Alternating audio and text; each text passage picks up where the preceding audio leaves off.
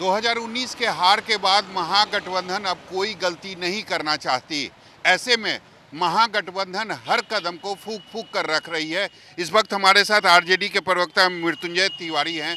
ये बताइए, क्या इस बार आपने सभी जो सहयोगी दल हैं उनको कह दिया है कि केवल सीट की संख्या नहीं बतानी पड़ेगी बल्कि आपको उम्मीदवार भी बताना पड़ेगा?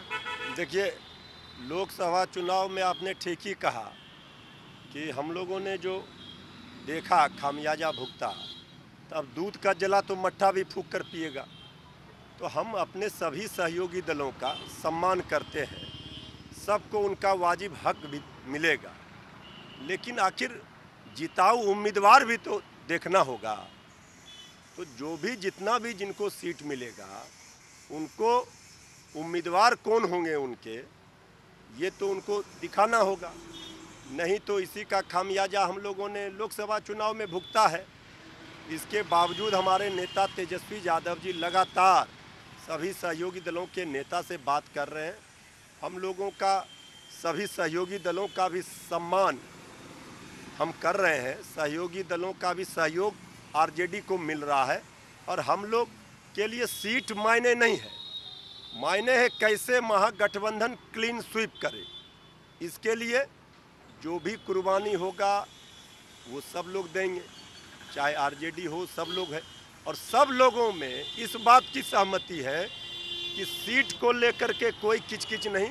इस बार हम एनडीए से पहले सीटों की घोषणा करेंगे, सीट बंटवारा कर लेंगे, उम्मीदवार के नाम का ऐलान कर देंगे। आपको नहीं लगता कि कई ऐसे पार्टियां हैं जो केवल सीट ले लेती हैं लेकिन उनके पास जो मजबूत उम्मीदवार होता है वो नहीं होता है? नहीं, ये चुनाव में देखा गया है। इसी को समाप्त करने के लिए एक अच्छे वातावरण में हर क्षेत्र में अच्छे उम्मीदवार किसी दल का हो, महागठबंधन के, वो आए, जिताऊ उम्मीदवार आए, उसी के लिए सब लोग लगे हैं। और माइक्रो लेवल पर हर विधानसभा क्षेत्र वाइज काम चल रहा है, स्क्रीनिंग हो रही है।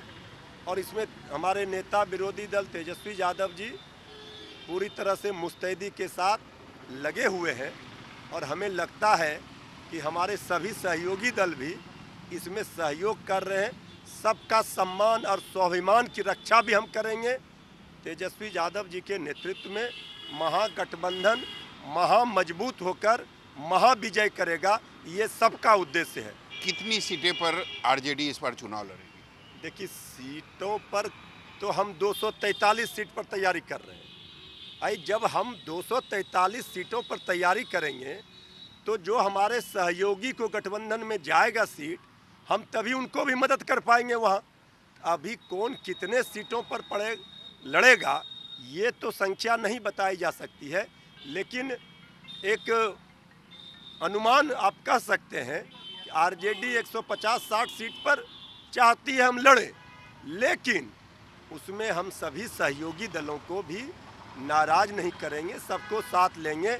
अगर उसमें हमको सीट छोड़ना पड़ेगा, सीट देना पड़ेगा अच्छे उम्मीदवारों के लिए, तो वो भी हम त्याग करेंगे। आपको नहीं लगता जो छोटी पार्टियां हैं वह 30 से 40 सीट मांग रही है, जो शायद उनका हक और अधिकार नहीं है? देखिए, सबको वाजिब हक मिलेगा, जिसकी जितनी भागीदारी है उनको उस हिसाब से हिस्सेदारी मिलेगी।